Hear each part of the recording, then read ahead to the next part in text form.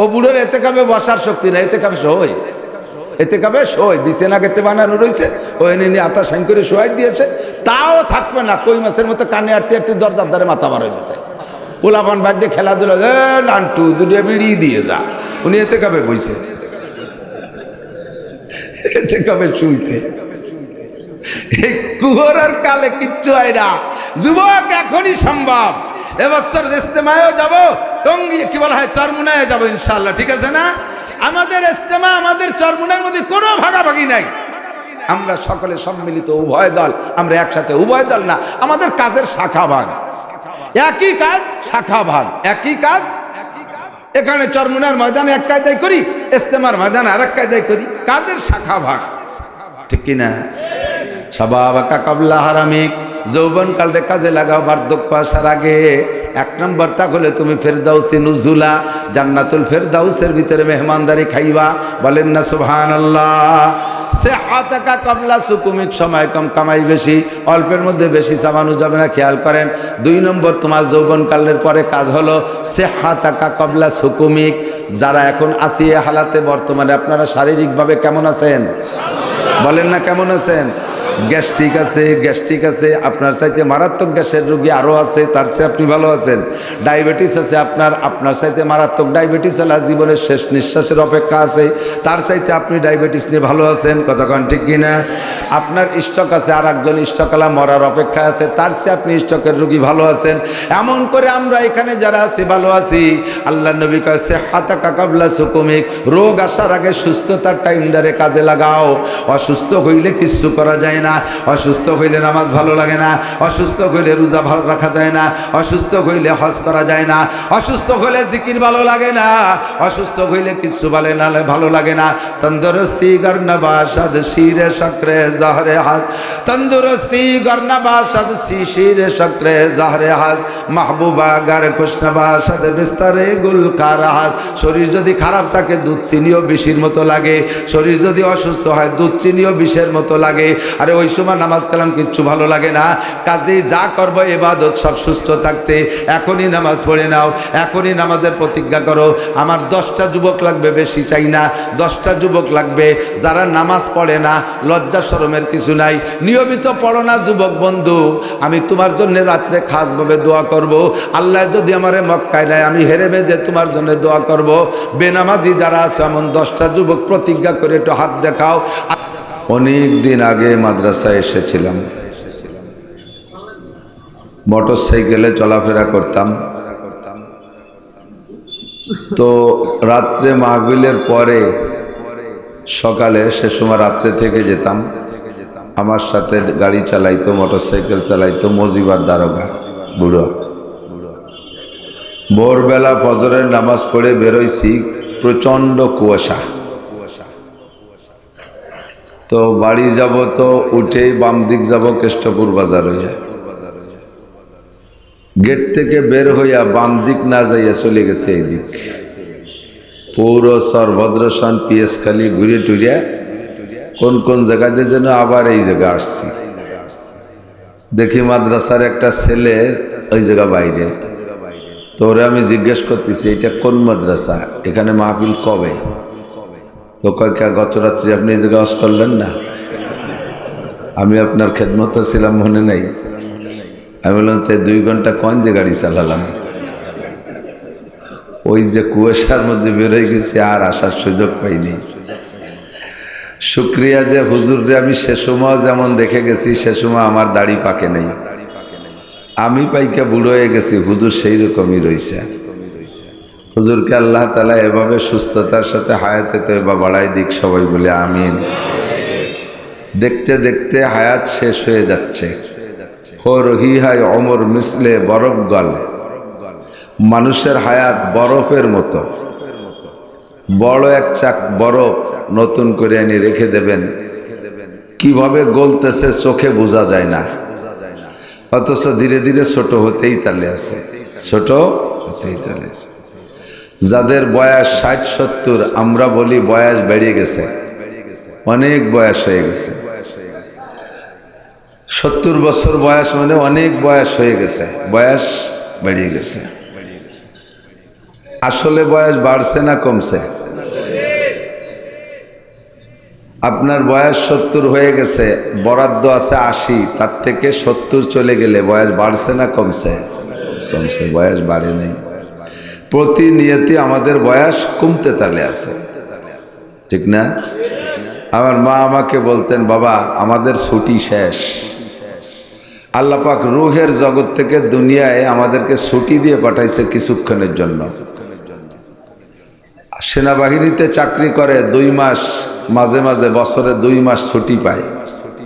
যেদিন বাড়ি আসে সেদিন পয়সা করি পকেট ভরে নিয়ে আসে, খাবার দাবার নিয়ে আসে, বউ থাকলে শাড়ি চুড়ি নিয়ে আসে, ছেলে মেয়ে থাকলে ছোটদের জন্য অনেক কিছু নিয়ে আসে, আব্বা মা থাকলে তাদের জন্য নিয়ে আসে। আসার সময় অনেক পয়সা করি নিয়ে আসে, আর 2 মাস টাইম সামনে, একটা আনন্দ নিয়েই আসে বাসায়। প্রথম দিক দিয়ে কোনো চিন্তা থাকে না, 1 মাসের মধ্যে কোনো চিন্তা নাই, 1.5 মাসের মধ্যে কোনো চিন্তা নাই, 1.25 মাসের মধ্যেও মাথায় কিছু আসে না। শেষের দিক যাইয়া 2-4 দিন থাকতে রাত্রে শুয়ে শুয়ে লম্বা একটা হাই ছাড়ে। বউ জিজ্ঞেস করে, সবই তোমার আছে, আমিও তোমার কাছে আছি, এত লম্বা হাই ছাড়ো কেন? তো হাই ছাড়ে আর কি কয়, হ্যাঁ ছুটি শেষ। কতক্ষণ কি কয়, হ্যাঁ ছুটি শেষ, আর মাত্র 3 দিন। পরের দিনকে আর মাত্র 2 দিন, পরের দিনকে আর মাত্র 1 দিন, পরের রাত্রে ঘুমাই না, খালি কান্দে। এই ছুটি শেষ, 2 মাস ছুটি, আবার চাকরিতে জয়েন করবে, আবার তো আর একদিন ইনশাআল্লাহ বেঁচে থাকলে আবার 1 বছরের পরে যে এরকম 2 মাস ছুটি পাবে, ঠিক না? রুহের জগৎ থেকে আল্লাহ পাক আমাদেরকে কেউরে 10, কেউরে 20, কেউরে 30, কেউরে 40, 50, 60, 100ই না ধরলাম, এই একটা ছুটি দিয়ে পাঠাইছে। কিন্তু এই ছুটিটা শেষ হয়ে যাওয়ার পরে আবার কি আমাদেরকে দুনিয়ায় ছুটিতে পাঠাবে? আর পাঠাবে না। এ দুনিয়া যত লম্বা হায়াত পান না কেন, দুনিয়ার হায়াত আল্লাহ পাক নিজেই বলেন, অমাল হায়াতুদ দুনিয়া ইল্লা কালিল, এ দুনিয়ার জিন্দেগি একেবারে কম। একটা কথা ফাঁকে বুঝে নেন, সকলে লক্ষ্য করবেন, আল্লাহ যাকে কম বলে তার চেয়ে কম হতে পারে, আর আল্লাহ যাকে বেশি বলে তার চেয়েও বেশি হতে পারে না। আল্লাহ আল্লাহর রসুল যাকে ভালো বলে তার চেয়ে ভালো হতে পারে না। আল্লাহ আল্লাহর রসুল যাকে খারাপ বলে, মন্দ বলে, তার চেয়েও মন্দ হতে পারে না। তো দুনিয়ার হায়াতকে আল্লাহ পাক নিজেই বলছেন কলিল, কম। আর আখিরাতের হায়াত সম্পর্কে আল্লাহ কি বলেন, ওয়া ইন্নাদ দারাল আখিরাতা লাহিয়াল হায়াওয়ান, আসল হায়াত আর জীবনই হলো আখিরাতের জীবন। এ দুনিয়ায় একদিন আমি ছিলাম না, বর্তমানে আছি, 1000 কোটি বার গ্যারান্টি দিয়ে বলতে পারি, আর একদিন আমি থাকবো না। সব কিছুর মধ্যে সন্দেহ থাকলেও মরণের মধ্যে সন্দেহ, আল্লাহর মধ্যেও সন্দেহ থাকতে পারে অনেকের। আল্লাহরে দেখলাম না, থাকতেও পারে নাও পারে, হুজুররা বুলু বালা দিয়ে পয়সা করে নিয়ে খেয়ে দিয়ে বাঁচতেছে, আল্লাহ নাও থাকতে পারে।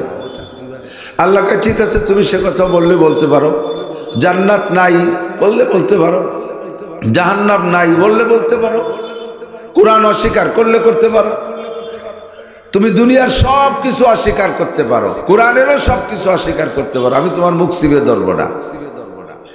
তবে তুমি একটা জিনিস অস্বীকার করতে পারবে না, সেটা হলো মরণ। কুল্লু নাফসিন যায়িকাতুল মাউত, প্রত্যেকটা প্রাণী সকলের মরতেই।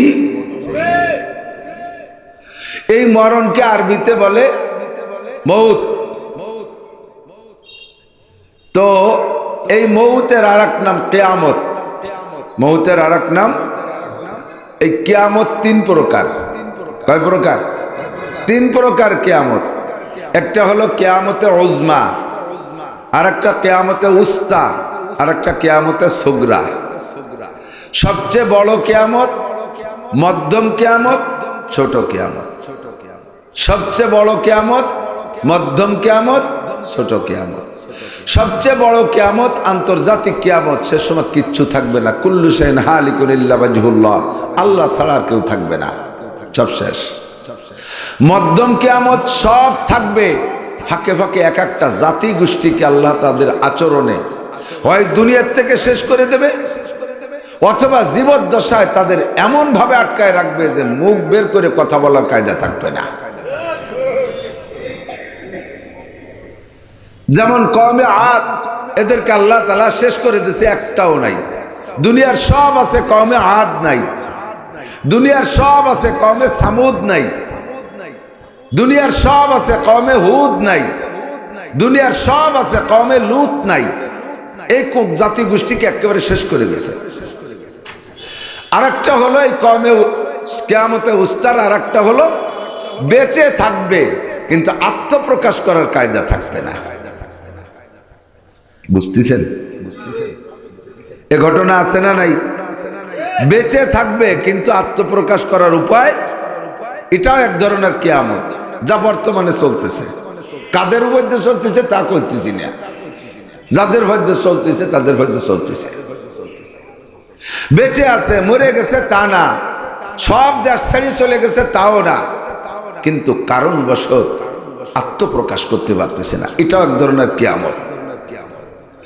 3 নম্বর কিয়ামত, নবী পাক বলেন মাতা কদ কামাত কিয়ামাতুহু, যে যেদিন মারা গেল তার কিয়ামত সেদিন হয়ে গেল।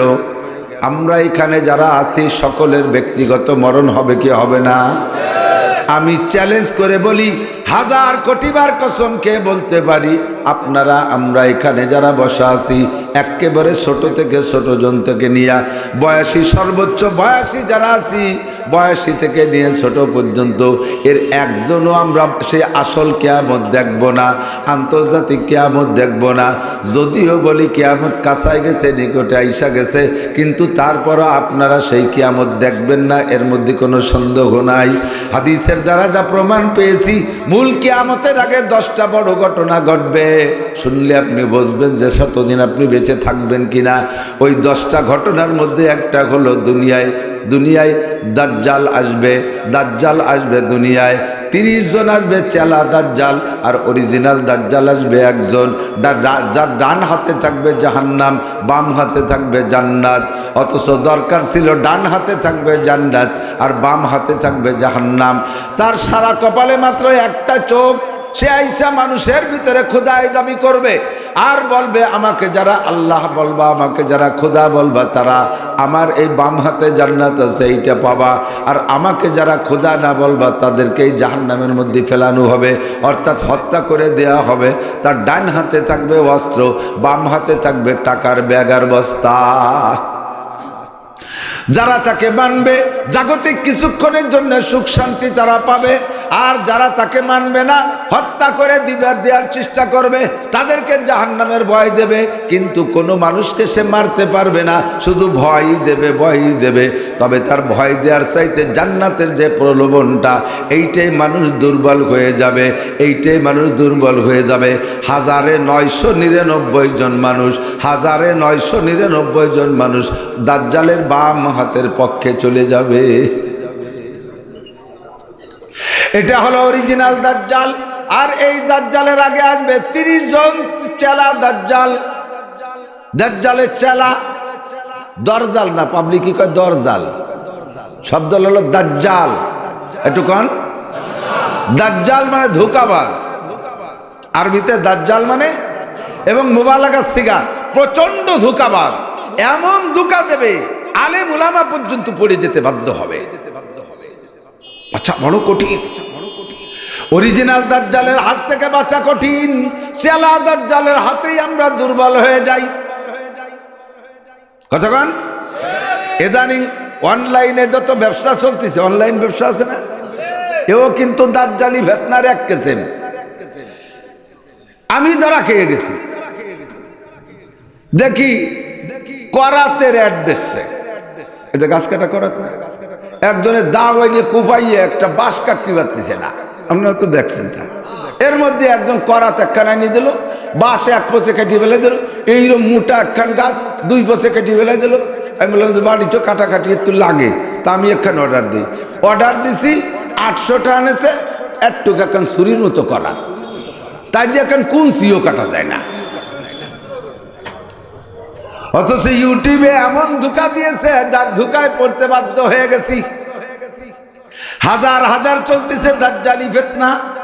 আর সবচাইতে বড় হলো পশ্চিমারা আমাদের মাঝে দাজ্জাল হিসেবে আসছে। ব্যারাক দাজ্জাল, অ্যাডামস দাজ্জাল, কারিতাস দাজ্জাল, বিআরডিবি দাজ্জাল, গ্রামীণ ব্যাংক দাজ্জাল, আশা দাজ্জাল, প্রশিকা দাজ্জাল, এইরকম যত এনজিও আছে সব এনজিও দাজ্জাল। বাম হাতে তাদের বস্তা ভরা টাকা আর ডান হাতে তাদের অস্ত্র। বাম হাতে বস্তা ভরা টাকা, ডান হাতে অস্ত্র। তাদেরকে গুরু মানলে, তাদের কাছে বায়াত হইলে আমেরিকার ভিসা দিয়ে দেয়, লন্ডনের ভিসা দিয়ে দেয়, দ্রুত গতিতে গ্রিন কার্ড হয়ে যায়, বিদেশে জায়গা জমি ঘর বাড়ি সব পাওয়া যায়, স্ত্রী পর্যন্ত পাওয়া যায় বিনা পয়সায়, কোনো তা কিনতে পয়সা লাগে না। এগুলো চেলা দাজ্জাল। অরিজিনাল দাজ্জাল যখন আসবে, একে ধ্বংস করার জন্য আসবে মাহদী আলাইহিস সালাতু ওয়াস সালাম, তার আগে আসবে ঈসা আলাইহিস সালাম। এই দাজ্জালের আবির্ভাবের পরে হযরত ঈসা আলাইহিস সালাম আসবে তাকে ধ্বংস করার জন্য, এরপরে আসবে মাহদী আলাইহিস সালাম। তিনটা, এনাদের দুইজনের হাতে দাজ্জাল ও দাজ্জালের অনুসারীরা সব শেষ হয়ে যাবে। দাজ্জাল লাস্টে যে ধরবে এক বুড়োরে, একজন ইমানদার বুড়োকে বলবে কুল রব্বি, তুই আমাকে আল্লাহ বল, রব বল। তো বুড়ো বলবে তোরে রব বলবো কে, তোর কি ক্ষমতা আছে? কয় তোমার রব যা পারে আমি তা পারি। তো বুড়ো বলবে ইন্না রাব্বি ইউহয়ি ওয়া ইউমীত, আমার রব তো মারতেও পারে বাঁচাইতেও পারে। আল্লাহ মারতেও পারে, কতক্ষণ পারে, মরাডারে বাঁচাইতে পারে। বলার সঙ্গে সঙ্গে দাজ্জাল বলে ওয়া আনা উহয়ি ওয়া উমীত, আমিও মারতে বাঁচাইতে পারি। এবার বুড়ো বলবে তাহলে তুমি মারে বাঁচাই দেখাও।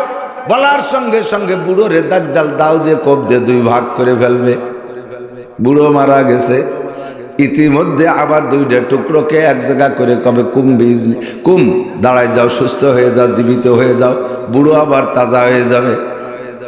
তাজা হওয়ার পরে বুড়োকে বলবে তুমি কিছুক্ষণ আগে দুই টুকরা হয়ে মারা গেছিলে, তা কি তোমার মনে আছে? হ্যাঁ তুমি মেরে ফেলছিলে, এখন আবার তোমারে আমি বাঁচাইছি, তা তো দেখলে। তাহলে আল্লাহর যে গুণটা তো আমার মধ্যে আছে তা তুমি পাইলে, এবার আমাকে রব বলবা কিনা? এবার বুড়ো বলবে আমার এখন শতভাগ একিন হয়ে গেছে তুই সেই দাজ্জাল। আগে একটু সন্দেহ ছিল যে সেই দাজ্জাল না কোন দাজ্জাল। তুই যখন আমার মাইরিয়ে বাঁচাতে পারছিস তাহলে বুঝছেন অরিজিনাল তুই দাজ্জাল, তোরা জীবনেও কোনোদিন রব বলবো না। এবার দাজ্জাল আর ওই বুড়োকে দ্বিতীয়বার মারতে পারবে না। এমন করে কিছু আল্লাহওয়ালা দিনদার ইমানদার পরহেজগার মানুষ থাকবে, তাদেরকে দাজ্জাল ক্ষতি করতে পারবে না। দাজ্জালের পরে আসবে দাব্বাত ইয়াজুজ মাজুজ। ইয়াজুজ মাজুজ দীর্ঘদিন পর্যন্ত মানব জাতির উপরে তাণ্ডব চালাবে। আসমান থেকে বিশাল একটা বৃষ্টি হইয়া ইয়াজুজ মাজুজের বংশ ধ্বংস হয়ে যাবে। এরা পয়সা চলে যাবে সাগরে। মানুষের পায়ের নিচ দিয়ে হাঁটু পরিমাণ রক্ত পরিমাণ হবে, হাঁটু পরিমাণ প্রায় রক্ত হয়ে যাবে। ইয়াজুজ মাজুজের রক্তে রঞ্জিত হয়ে যাবে, দুনিয়াটা গন্ধ গন্ধ হয়ে যাবে।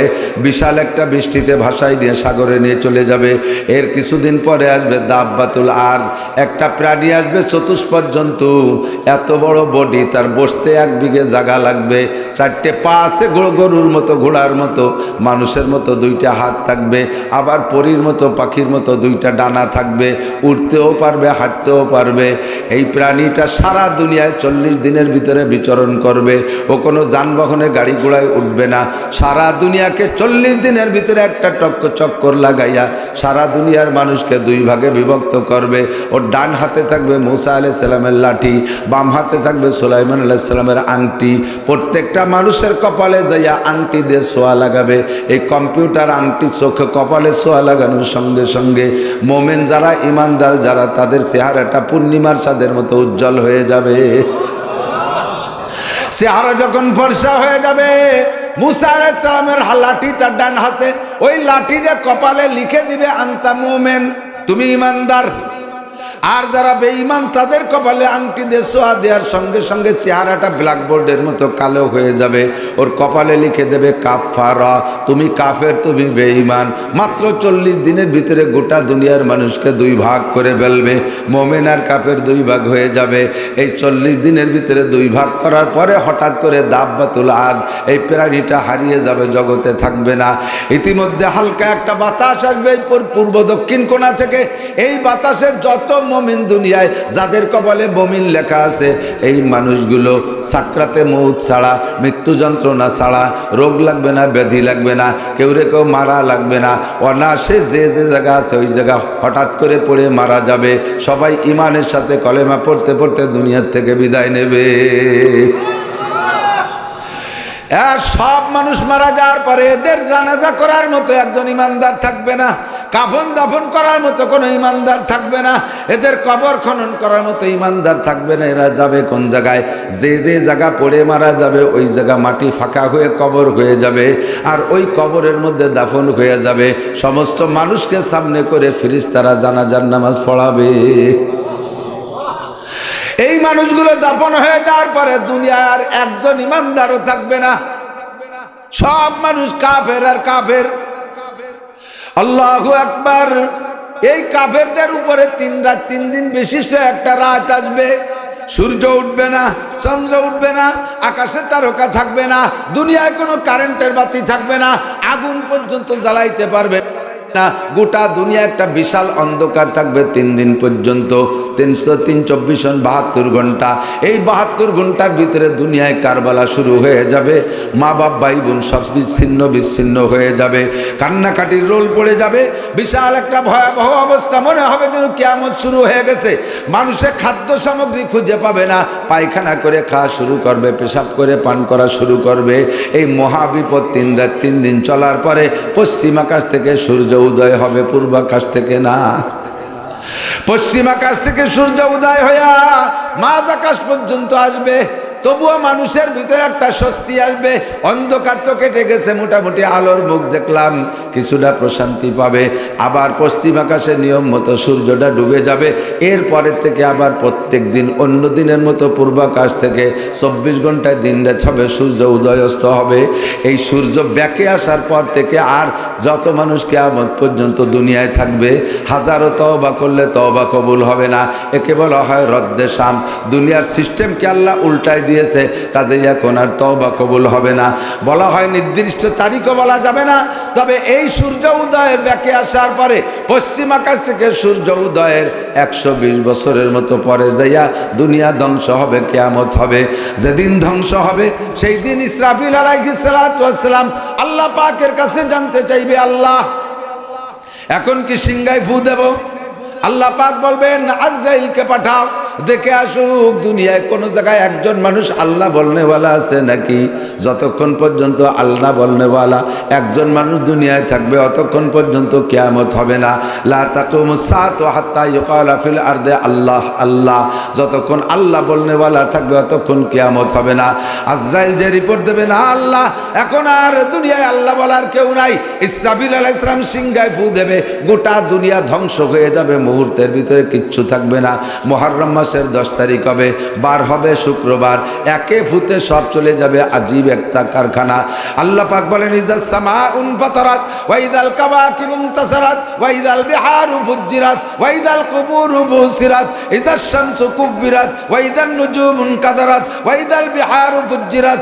এমন করে যত আয়াত আছে সবগুলো কিয়ামতের আয়াত। ইজা ওয়াকাতিল ওয়াকিয়া লাইসা লিওয়াকাতিহা কাযিবা খাফিদাতুর রাফিয়া ইজা রুজ্জাতিল আরদু রাজ্জা অবুসাতিল জিবালু বাসসা। পাহাড়গুলো তুলার মতো উঠতে থাকবে, চন্দ্র সূর্য খসে পড়বে, আসমান টাস করে ফেটে তন্ন তন্ন হয়ে যাবে, পায়ের নিচের জমিন থাকবে না, সারাটা দুনিয়া এলোমেলো হয়ে যাইবে। এইটা হলো কিয়ামত। সবগুলোকে ধ্বংস করে দেবে ইসরাফিলের বুকে, আর জানগুলো কবজা করবে আজরাইল আলাইহিস সালাম। সব জান কবজা করার পরে আল্লাহ পাক আজরাইলকে জিজ্ঞেস করবে, আজরাইল আল আন মা বাকিয়া, ও আজরাইল এখন কারা কারা আছে জগতে? সব শেষ করেছো নাকি কেউ বেঁচে আছে? আজরাইল বলবে, আল্লাহ নাহনু সালাসাতা আশার, আমরা 13 জন আছি আর বাকি সব ধ্বংস করে দিছি। আল্লাহ কয় কোন 13 জন আছো? কয় 1 নম্বরে হামিলাতুল আরশ সামানিয়া, তোমার আরশ উঁচু করে রাখছে যে 8 জন, সেই 8 জন আছে। ওয়া নাহনু আরবা, জিবরাইল মিকাইল ইসরাফিল আর আজরাইল আমি, এই 12 জন। ওয়া আনতা, তুমি, আমরাই মোট ফ্যামিলিতে 13 জন আছি আর সব শেষ করে দিছি। আল্লাহ পাক বলবেন সর্বপ্রথম এই 13 জনের মধ্যে বড় 3 জনের জান আমার কাছে জমা দিয়ে দাও। জিব্রাইল, মিকাইল, ইসরাফিল, এই তিনজনের জান বের করে আমার কাছে জমা দাও। আজরাইল মুহূর্তের ভিতরে বড় তিন ফেরেশতাকে হত্যা কইরা তাদের জান আল্লাহর কাছে জমা দেবে। আল্লাহ বলবেন এখন কে কে আছো? কয় আল্লাহ নাহনু আশারা, আমরা 10 জন আছি, তোমার আরশ বহনকারী 8 জন, আর তুমি আর আমি এই 10 জন আছি। আল্লাহ পাক বলবেন আরশ বহনকারী 8 জন মারিয়ে জান কটা জমা দাও। এবার আজরাইল বলবে আল্লাহ ওই 8 জন তো তোমার আরশটা উঁচু করে রাখছে, ওই 8 জনের বাইরে ফেললে তোমার আরশ নিয়ে তো তুমি হুড়মুড় করে নিচে পড়ে যাবা। আল্লাহ কয় আজরাইল পড় কুল হুয়াল্লাহু আহাদ, পড়েন একবার কুল হুয়াল্লাহু আহাদ আল্লাহুস সামাদ। বলো সেই আল্লাহ কয়জন? আমার আল্লাহুস সামাদ, আমার আল্লাহ কাহারো কাছে ঠেকা? জোরে বলেন ঠেকা। হে আজরাইল কুলহু সূরা পড়ো, কুল হুয়াল্লাহু আহাদ আল্লাহুস সামাদ, আল্লাহ এক ও একক, আমার আল্লাহ কাহারো কাছে ঠেকানা। তোমরা দুনিয়ায় যারা দেবদেবীর পূজা পাঠ করো, তোমরা যার পূজা করো সে তোমাদের কাছে ঠেকা। তারে ধরে রাখলে সে দাঁড়ায় থাকতে পারে, ছেড়ে দিলে পড়ে যায়। বছরের শেষে রং নষ্ট হয়ে যায়, মিস্ত্রিদের রং দেয়া লাগে। 1 বছরের মাথায় যে খরা বৃষ্টি লাগে দুর্বল হয়ে যায়, ফাঁসার মধ্যে বাঁশ ঢুকো, যে 3 দিক দিয়ে বাঁশ বাঁধায় যে ঠেলি রাহা লাগে। আমি আল্লাহ ওই রকম দুর্বল না, আমার আরো সুস্থ করে রাখার জন্য কেউরে লাগে না। আরে তোদের মাবুদের রং উঠে যায়, তোরা রং দিস, আমি আল্লাহর রং ওঠে না। আল্লাহর রং আছে, আমাদের আল্লাহর রং আছে। আরে না কোন কাটুটা বলেন আছে, আমাদের আল্লাহর রং আছে। কোথায় পাইলাম? কোরআনে কয় সিবগাতাল্লাহি ওয়া মান আহসানু মিনাল্লাহি সিবগা। উলামা ইকরামের কাছে শুনে দেখেন, সিবগাতাল্লাহ মানে আল্লাহর রং আছে, ওয়া মান আহসানু মিনাল্লাহি সিবগা, আমার আল্লাহর রঙের চাইতে জগতে কোনো ভালো রং। আমার আল্লাহর রং বছরে একবার ওঠে, ইন্ডিয়াতে মিস্ত্রি এনে রং দেওয়া লাগে। আমার আল্লাহ বছর শেষে দুর্বল হয়ে যায়, গাছতলা বাসতলা কাইতে হয়ে পড়ে থাকে। আমার আল্লাহর গেটি ধরে পানির মধ্যে সুবই বাড়াই থোয়া লাগে। আমার আল্লাহর দ্বারের কাছে কেউ যাইতে পারে। হে আজরাইল, আমি আল্লাহ কাহারো কাছে ঠেকা না। আমার 8 জন বহনকারীকে ফেলাই দিলে, মেরে দিলে আমি পড়ে যাব তা না। দাও তাদের জান জমা দাও। আজরাইল ওই 8 জনের জান মাইরা জমা দিয়া এরপরে আল্লাহ বলবেন আল আনমা বাকিয়া, এখন কিডা কিডা আছো? কয় আনতা ওয়া আনা, আল্লাহ সব শেষ করে দিয়েছি, এখন খালি আমি আর তুমি আছি, আন কি এর বা করো। আল্লাহ কয় তোমার জানটা আমার কাছে জমা দাও। খেলা হবে এখন, কাউয়া কাকার খেলা না। আল্লাহু আকবার। আজরাইল তোমার জান জমা দাও। আনা হাইয়ুন ওয়া কাইয়ুম, আমি মরিও না বাঁচিও না, আমি চিরস্থায়ী চিরঞ্জীব, আমার মরণ নাই। ও আজরাইল তোমার মরতে হবে। আজরাইলকে আল্লাহ আমারও মরতে হবে। কয় কে মরবা না কেন? তুমি কোরআন শরীফের আয়াত পড়ো, কুল্লু নাফসিন যায়কাতুল মাউত, সমস্ত প্রাণী মরণশীল। কথা বলেন। আজরাইল পড়ো, আজরাইল পড়বে। কয় তর্জমা কি? কয় আল্লাহ সব প্রাণী মরবে। আল্লাহ কয় তুমি কি প্রাণী না অপ্রাণী? কয় আমিও তো প্রাণী। তাই কুল্লু নাফসিনের মধ্যে যদি তুমি হও তোমাকেও মরতে হবে। কুল্লু শাইন হালিকুন ইল্লা ওয়াজহুল্লাহ, আমি ছাড়া এখন আর কেউ থাকবে না, আমি ছাড়া এখন কেউ থাকবে না। আজরাইল কয় আল্লাহ আমি তো সবাইরে মারছি, আমারে মারবে কিডা? আল্লাহ কয় তুমি আত্মহত্যা করবা, তুমি পিস্তল কপালে লাগাই দিয়ে গুলিয়ে দিবা, তাই নাকি? আল্লাহ আত্মহত্যা করবো কোন সিস্টেমে? আল্লাহ কয় বুকের উপরে হাত দিয়ে মুঠ করে টান দিবা, বাকিটুক আমার কাম। যখন আজরাইল বুকের উপরে হাত দিয়ে টান মারছে, আল্লাহ কয় ওয়াইজা রাদা শাইআন আইয়াকুলা লাহু কুন ফায়াকুন, আমি কিছু করতে গেলে তেমন কিছু করি না, শুধু কোন শব্দ ব্যবহার করি। আজরাইল যখন মুঠ করে টান দিয়েছে, আল্লাহ কয় কুন মাইয়াতাল মালাকাল মউত, ও আজরাইল তুই মরে যা। বলার সাথে সাথে হাতের মধ্যে জানটা বেরিয়ে আসছে। আজরাইলের জান যখন বেরিয়ে যাইবে, তখন আজরাইল এমন জোরে একটা চিৎকার মারবে, যদি ওই সময় সারা দুনিয়ার সমস্ত প্রাণী থাকতো, আজরাইলের মুখের এই চিৎকার আওয়াজে সমস্ত প্রাণী কলিজা ফাইটা মারা যাইতো। দোস্তরে, আজরাইলও মরবে, জিবরাইলও মরবে, ইসরাফিলও মরবে, আজরাইল সব প্রাণী মরবে, একজনও বেঁচে থাকবে না, সব চলে যাবে। আমি আপনি মরবো না বাঁচবো? মরবই মরবো, ঠিক না? তবে কবে মরবো জানা আছে? আল্লাহ কা ইন্নাল্লাহা ইনদাহু ইলমুস সাআহ, আরে তিনটে কিয়ামতের একটারও ডেট কেউরে বলে দেই নাই। ওই বড় কিয়ামত কবে হবে তাও বলে দেই নাই, আর মাঝারি কিয়ামত কার কবে হবে তাও জানো না, 10-20 মিনিট আগেও জানো না যে কোন জায়গা যাইতে হবে, সময় মতো চলেই যাওয়া লাগবে। আর 3 নম্বর কিয়ামত ব্যক্তিগত কিয়ামত কার হবে কেউ জানো না, কোন সময় কবে হবে কেউ জানো না। আজকে ফজরের নামাজ পর্যন্ত বেঁচে থাকবো কের গ্যারান্টি আছে? একজন শক্তিশালী যুবক খালি কও যে আমি বেঁচে থাকবো, আমাকে বাড়ির ধারে যাইতে দেবো না আজরাইল। আমরা 7 ভাই তাগলা তাগলা জুয়ন, আজরাইল আসলে বাঁশের লাঠিতে বাড়ো চিত করে ফেলাই দেবো, আমরা মরবো না, খালি একটু কয়ে দেখো। আল্লাহ কয় তাহলে তোরে মারবো এই জায়গা ফেলাইয়ে, তোরে হেন তো উঠতে দেবো না। এ ঘটনা ঘটতে পারে পারে পারে পারে আরে আর কিছুরে ভয় না পাই, মরণটারে ভয় পাই, বাঘও মারারে ভয় পাই, সিংহ মারারে ভয় পাই, আরে হাতিও মারারে ভয় পাই। ছোট থেকে ছোট, বড় থেকে বড়, 5টা-10টা পিপিলিকা এক জায়গা আছে, একটা পিপিলিকারে মারি দেবেন, বাকিগুলো দেখবেন ভয়তে দৌড়ইতে তালে আছে, ওদের মধ্যে মরণের ভয় আছে। এই মরণ কার কখন আছে জানি না। আল্লাহ পাক বলেন আমাল হায়াতুদ দুনিয়া ইল্লা কালিল। এই এতগুলো কথা এজন্যই বলছি দোস্ত, প্রস্তুতি নেন, প্রিপারেশন নেন, যে কোনো সময় ডাক এসে যেতে পারে, পারে কি পারে না। আমার বাংলাদেশের সবচেয়ে বড় মুহাদ্দিস, আমার বাংলাদেশের সবচেয়ে বড় মুহাদ্দিস, বলা চলে গোটা এশিয়া মহাদেশের মধ্যে সবচেয়ে বড় মুহাদ্দিস হযরত মাওলানা আব্দুল মালিক সাহেব দামাত বারকাতুহুম, বর্তমান বাইতুল মুকাররমের খতিব। আল্লাহ পাক যে কি পরিমাণ এলেম দেশে, মানুষটা চেহারা নাই, স্বাস্থ্য নাই, জোয়ান না, একটুক একটা মানুষ, স্যান্ডেল পায়দের সামনে দিয়ে 2 ইঞ্চি, পিছন দিয়ে 3 ইঞ্চি বেশি লম্বা, একেবারে কোনো ডাকডল কিছুই নাই, ঢকশক কিছুই নাই। আল্লাহ যে কি পরিমাণ এলেম দেশে, মনে চাই যে সবসময় আব্দুল মালিক সাহেবকে কোলে করে গালে মুখে চুমো খাই। এত বড় মানুষটাকে আল্লাহ বাংলার জমিনে পাঠাইছে। ওনার হাদিসের দর্শে একদিন বসছি, হাদিস পড়াইতেছে, হাদিস পড়ানোর ফাঁকে ফাঁকে মুখে কয় আস্তাগফিরুল্লাহ ওয়া আতুবু ইলাইহি লা ইলাহা ইল্লাল্লাহ। বারবার দেখি 2-1টা হাদিস পড়ায় আর বলে কয় আস্তাগফিরুল্লাহ ওয়া আতুবু ইলাইহি লা ইলাহা ইল্লাল্লাহ, আল্লাহু আকবার। জিজ্ঞেস করতে সময় পাই না, তবে আমি নিজে নিজে বুঝে নিছি এই আমলটা উনি কেন করে। কয় আস্তাগফিরুল্লাহ ওয়া আতুবু ইলাইহি পড়া বিগত গুনাহ থেকে তওবা করে রেডি থাকে। আস্তাগফিরুল্লাহ ওয়া আতুবু ইলাইহি তার মানে আল্লাহ ক্ষমা চাই, ভবিষ্যতে আর গুনাহ করব না, তওবা ইস্তেগফার করে গুনাহ থেকে পবিত্র হয়ে যায়। আর লা ইলাহা ইল্লাল্লাহ পড়ে রাখে, কারণ এরপরে মরণ হলে আমার ঈমানি মরণ হোক। চলাফেরা উঠা বসার ভিতর দিয়ে আল্লাহর বান্দার জবানে জারি আছে আস্তাগফিরুল্লাহ ওয়া আতুবু ইলাইহি লা ইলাহা ইল্লাল্লাহ। পড়বেন না আপনারা? পড়বেন না? আস্তাগফিরুল্লাহ ওয়া আতুবু ইলাইহি লা ইলাহা ইল্লাল্লাহ। আমি রেডি। আস্তাগফিরুল্লাহ ওয়া আতুবু ইলাইহি এর মানে আমার সব গুনাহ থেকে আমি ক্ষমা চেয়েছি, আমি এখন তওবা করে পরিষ্কার। আর হাদিসে আছে মান কানা কিরু কালামিহি লা ইলাহা ইল্লাল্লাহ ফাদাখালাল জান্নাহ। যেই লোকটার মরণের সময় লা ইলাহা ইল্লাল্লাহ নসিব হইল, ওই লোকটা যেন মরণে জান্নাতে চলিয়াই গেল।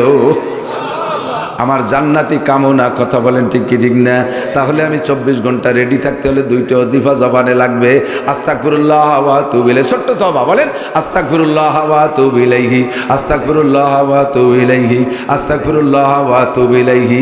আর মরার জন্য রেডি থাকেন, পড়ে ফেলেন লা ইলাহা ইল্লাল্লাহ, লা ইলাহা ইল্লাল্লাহ, লা ইলাহা ইল্লাল্লাহ।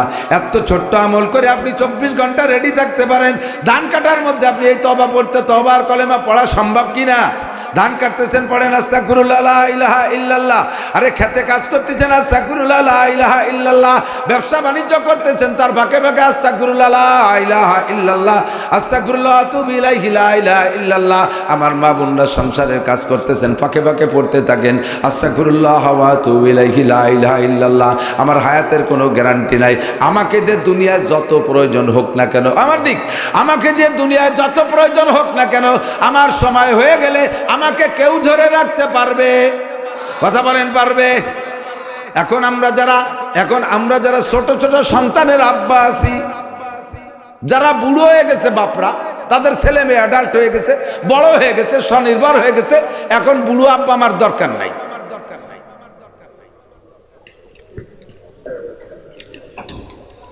বরঞ্চ অনেক বুড়ো আব্বা আমার জন্য ছেলে মেয়েরা দোয়া করে যে মরে না, আর কতদিন বেঁচে থাকবে, না মরলে জমি ভাগ করতে পারতেছি না। এরকম আছে আছে আছে আছে না নাই? এ বুড়ো মরে না, কা না মরলে জমি ভাগ করতে পারতেছি না। আর এখন আমরা যারা ইয়াং আব্বা আছি, আমাদের ছোট ছোট বাচ্চারা আছে, আমাদের এই সন্তানরা আমাদের সন্তানরা কিন্তু আব্বা আমার জন্য দোয়া করে, আল্লাহ আমার আব্বারে তুমি হায়াত বাড়াই দাও, আপনারা সবাই ছোট, আব্বা মরে গেলে আমাদের কি উপায় হবে। সন্তানরা আব্বার জন্য দোয়া করে, আসার সময় অনেক ফরমান দিয়ে দেয়। আমি আসার সময় আমার ছোট্ট মেয়েটা বলে, আব্বু আমার জন্য ছোট কমলা আনবা, আব্বু আমার জন্য এই আনবা ওই আনবা ইত্যাদি বলে দেয়। আমার মতো আব্বাকে দেই, সন্তানদের কত প্রয়োজন, কত প্রয়োজন, হাজারো প্রয়োজন থাকা সত্ত্বেও আমার সময় হয়ে গেলে এই প্রয়োজনের তোয়াক্কা না করে আল্লাহ পাক আমাকে ডাক দিয়ে নিয়ে যেতে পারে, পারে কি পারে না? যে কোনো সময় ডাক দিয়ে নিয়ে যেতে পারে। কাজে আমাকে 24 ঘন্টা প্রস্তুত থাকতে হবে। নবী পাক বলেন আমার উম্মতের গড় হায়াত, হুজুর বলছেন আমার উম্মতের দুনিয়ার গড় হায়াত কতটুক? হুজুর বলেন হায়াত উম্মতি বাইনা 60 ওয়া 70, আমার অধিকাংশ উম্মতের হায়াত 60 থেকে 70-এর মাঝামাঝি, 60 থেকে 70-এর মাঝামাঝি। এই 60-70-এর মধ্যে উম্মত বেশিরভাগ চলে যাচ্ছে। কতক্ষণ? 61, 62, 63, 64, 65 এর মধ্যেই চলে যাচ্ছে, বেশিরভাগ উম্মত চলে যাচ্ছে। আমারও যেমন কম হায়াত, আমার উম্মতেরও কম হায়াত, এর মধ্যেই চলে যাবে। তবে আমার উম্মতের জন্য একটা সুসংবাদ আছে, আমার দিক তাকান।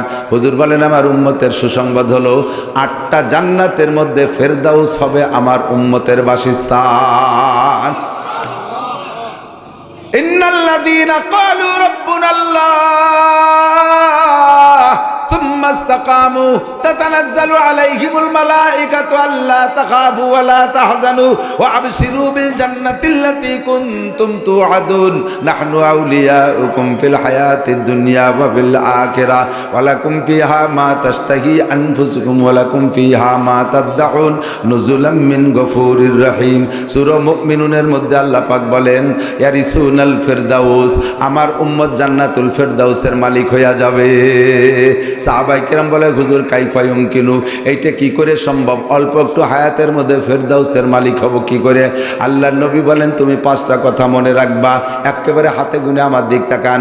বুড়ো বুড়ো আবাল বৃদ্ধ বনিতা নারী আর পুরুষ যাদের কানে আওয়াজ যাচ্ছে, হুজুর বলেন এই 5টা কথাকে মনে রাখলে তুমি জান্নাতুল ফেরদাউসের মালিক হয়ে দুনিয়ার থেকে সার্টিফিকেট নিয়ে রওনা দিবা। 1 নম্বরে আমার দিক, 1 নম্বরে একটু নড়াচড়া হবে না, চলে আসছে জায়গা মতো। হুজুর পাক বলেন ইগতানিম খামসান ক্বাবলা খামসিন, তোমার ডান হাতের 5টা, বাম হাতে 5টা আঙ্গুল 5 5 10টারে মোকাবেলা করে দাঁড়াও। ডান হাতের 5টা তোমার পজিটিভ, বাম হাতের 5টা তোমার নেগেটিভ।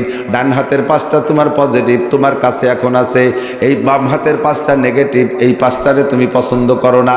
এই 5টা আসবেই যদি তুমি লম্বা একটা টাইম বেঁচে থাকো। এই 5টা আসার আগে এই 5টারে মূল্যায়ন করো, তাহলে তুমি দুনিয়ার থেকে জান্নাতুল ফেরদাউসের মালিক হয়ে রওনা দিবা। হুজুর বললেন ইগতানিম খামসান ক্বাবলা খামসিন শাবাবাকা ক্বাবলা হারামিক, তোমার যৌবনকাল, আমার যুবক সোনারা, আমার যুবক লক্ষ্মীরা দিক তাকাও, আমার দিক তাকাও, তোমার যৌবনকালকে মূল্যায়ন করো বার্ধক্য আসার আগে। যৌবনকালে যা করা যায় বৃদ্ধকালে কি তা করা যায়? যারা যুবন আছে এখন বলতে পারবে না, বুড়োদের কাছে শুনে দেখো হুন্ডা যৌবনকালে কি করেছে। রাতের বেলায় হেসার দরে কাজিয়ে করছে, সুবহানাল্লাহ। এই সমস্ত আকাম করছে কি করে নাই? আল্লাহু আকবার। জমিনের উপর যে হাঁটছে, পায়ের ধাক্কায় রাস্তা থর থর করে কাঁপছে। পাশ দিয়ে যদি কেউ লুঙ্গি শব্দ করে হাঁটছে, তারে পিছনে ফেলাইয়া রাস্তায় চলে নাই, কেউরে সামনে বাড়তে দেয় নাই। এমন করে পাল্লা দিয়ে শক্তি দেখাইছে। বাহুবল এমন ছিল, বাঘের সাথে লড়াই করার হিম্মত ছিল। দিনের বেলা আকাশে তারকা দেখতো, চোখের পাওয়ার এত সুন্দর ছিল, লোহা খেয়ে ফেললে হজম হয়ে যাইতো, এমন পাও পেট শক্তি ছিল পেটে। এখন সেইগুলোর কি হালাত? দিনের বেলা তারা তো দূরের খেলা, দিনের বেলা বেলাও দেখে না, রাতের বেলা দিনের বেলা বাথরুমের দরজা খুঁজে পায় না চশমা ছাড়া, ঠিক না? রাস্তায় একা একা হাঁটে, 5 মাইলের মধ্যে রাস্তায় কেউ নাই, একাই রাস্তায় যে হাঁটে তারপরও পিছিয়ে পড়ে যায়। আর আগে রাস্তায় যে কয়জন দেখছো সবাইরা পিছিয়ে না ফেলায় হাঁটে নাই, আর এখন রাস্তায় একা একা পিছিয়ে পড়ে যায়। কয় একা পিছিয়ে পড়ে কিভাবে? কয় যার কথা ছিল আসরের সময় যাইতে যাইতে রাত 8টা বাজে গেছে, একা একা হাঁটতে হাঁটতে এত দুর্বল, হাইটে কুল পায় না, পিছিয়ে পড়ে যাচ্ছে। আগে লোহা খাইলে হজম হয়ে যাইতো, এখন হালুয়া খাইলে সাদা যাও খাইলেও যেমন খাই ওই রকম অবস্থা ভরভরায় বারো চলে যায়, একটু বেটে দাঁড়ায় না, ঠিক না? আমি কয়েক বছর 2 বছর আগে গিয়ে 2-3 বছর আগে গেছি সুন্দরবন এলাকায়, একেবারে শরণখোলার ওই মাথায় রাজাপুর গ্রাম, ও জায়গা মাহফিল গেছি, 2 দিন মাহফিল, আগের রাত্রে মাহফিল করছি, পরের দিন থেকে রাত্রে আবার মাহফিল করে পরের দিন আসবো। চিন্তা করলাম সুন্দরবনের এত কাছে আসছে, একটু ভিতরে দিয়ে যাই। খুব শখ আছে, সুন্দরবন দেখলি খালি আমার ভিতরে ঢুকতে মনে চায়, আবার ভয়ও আছে। তো যাবো বলে নিয়ত করছি। বললাম যে এই তাগড়া তাগড়া 7-8 জন কুরইল মুরইল নিয়ে চলো, সামনে 4 জন পিছনে 4 জন থাকবো, আমি মাঝে থাকবো। এর ঘন জঙ্গলের মধ্যে বাগানে বেত গাছের মতো গাছ, আবার একটুক একটুক মোটা খেজুর গাছের মতো এরকম ফল হয়, ওরা হেতালি, এই হেতালি বাগানের মধ্যে ঢোকো, ওর মধ্যেই বাঘ থাকে। আগের থেকে তো খুব দামকি দুমকি মারছি, চল যাই। ওরা এইভাবে 8 জন নিয়ে গেছে, আমি বললাম যে আমি মাঝে থাই, তোরা সামনে 4 জনের থাক, এক পাশে খাতি এসে লাস্টে আমার ধরতে পারে। ওরা কয় যে হুজুর বাঘরে তো চেনেন না, ও যারে টার্গেট করবে সে মাঝে থাকুক আর আগে থাকুক, ওরে ছাড়া ধরবে না। শুনি তো পরান কামিয়ে গেছে, তবুও হিম্মত করতেছি যাবই। আল্লাহু আকবার। যাইয়া 4 পার হয়ে উপার যাইতে হবে, ছোট একটা নদীর উপরে 4 বাঁশের 4 সাঁকো, 4-এর গোড়ায় যাই, এই পার দাঁড়ায় উপার তাকায় দেখি, বেশি বড় না, হয়তো 30-60টা থবে, বাঁশের 4-এর গোড়ায় মুরব্বী একটা বসে রয়েছে, 7-8 হাত লম্বা হবে, সেই বডি দেখি তো আমার হয়ে গেছে। আমি কাছে যা দেখতে যাবো তা দেখা হয়ে গেছে, আর যার কায়দা নাই, কোনো মতে উভার যাওয়া যাবে না।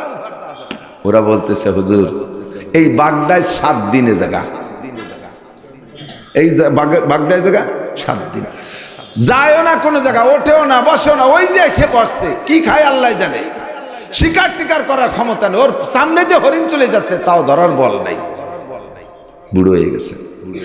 কি হয়েছে? আগে লাভ দিলি সামনের দিক 22 হাত যাইতো, এখন লাভ দিতে যে কুদি মারে পিছনে 3 হাত পিছনে যায়, সেটুকু উঠতে পারে না। এখন জায়গায় বসে বসে তসবি তাহলিল করতেছে, আল্লাহ বিল্লে করতেছে, মুড়ি দিয়ে গেছে বুড়ো কালে আইসা। দর জওয়ানি তওবা করদান সেবায়ে পয়গম্বরিস ওয়াক্তে পীরি গর্গে জালেম মিশাওয়াত পরহেজগার। যৌবন কালে ইবাদত করা, যুবক আমার দিক তাকাও, যৌবন কালে ইবাদত করা নবীওয়ালা স্বভাব। যত নবীরা, সব নবীরা যৌবন কাল থেকে রেডি হয়ে আসছে। তুমিও যুবক যদি এই যৌবন কালটারে কন্ট্রোল করতে পারো, আজকে এখান থেকে পাক্কা প্রতিজ্ঞা করতে হবে, আমার যৌবনটাকে নবীওয়ালা যৌবনে পরিণত করব, যৌবনকালটা নবীওয়ালা যৌবনের সাথে মিল করব। তাহলে নবী পাক বলেন শাবুন্না শাফি ইবাদাতিল্লাহ, এই যুবকদেরকে আমি কোলের মধ্যে বসাইয়া নিজ হাতে মুখে উঠাইয়া হাউজে কাউসার পান করাইয়া আর সে আজিমের নিচে বসাইয়া দেব। আল্লাহ পাক এই যুবকদের মুখে উঠাইয়া 500 বছর পর্যন্ত খানা খাওয়াবে। আরে যৌবনকালে যুবক ইচ্ছা করলে তুমি এখন বাইসাইকেল চালাইয়া ইস্তেমার ময়দানে যাইতে পারো। আগামী 31শে জানুয়ারি, বলেন 31শে জানুয়ারি, সবাই একটু বলেন 31শে জানুয়ারি, 1-2 ফেব্রুয়ারি, এর বিপক্ষে কেউ আছেন নাকি? 31শে জানুয়ারি 1-2 ফেব্রুয়ারি বিশ্ব ইস্তেমা, পক্ষে কারা একটু আল্লাহকে হাত দেখাবেন, একটু তাকবীর হবে, নারায়ে তাকবীর। টঙ্গীর ইস্তেমা সফল হোক, সফল হোক।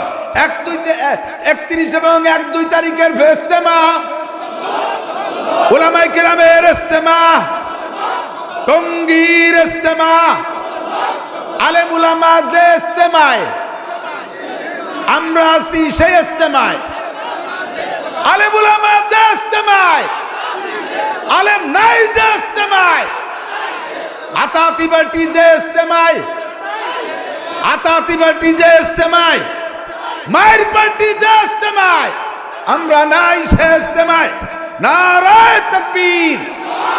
যুবক তুমি ইচ্ছা করলে এই ইস্তেমায় এখান থেকে সদরপুর থেকে বাইসাইকেল চালায় তুমি ইস্তেমায় যাইতে পারো।